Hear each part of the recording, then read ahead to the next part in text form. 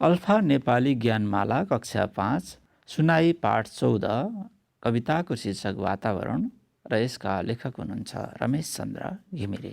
हुल देख्दा चिरबिर गर्ने चरा बचेराको फेरि याद आउँछ मलाई आफ्नै पखेराको। वनफल रोज्न हामी जङ्गल जङ्गल जान्थ्यौँ, भेटिएका सबै फल बाँडी चुडी खान्थ्यौँ।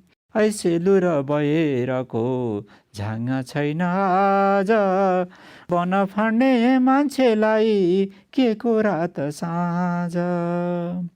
दिउँसै पनि लाग्ने गर्थ्यो चितुवाको डर, लाग्छ अचेल मान्छेको नै जो छन् वरपर।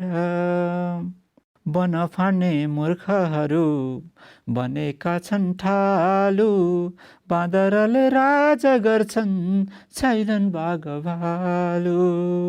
डडेलाको कालो देख्दा रुन्छ हाम्रो मन, हाम्रै लागि बचाउनु छ हाम्रो आफ्नो वन।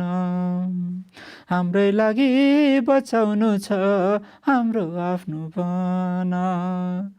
गाई चर्ने जङ्गलमा दुष्ट बस्छन् बाछ, घाँस दाउरा पाइँदैन अरू के को आश।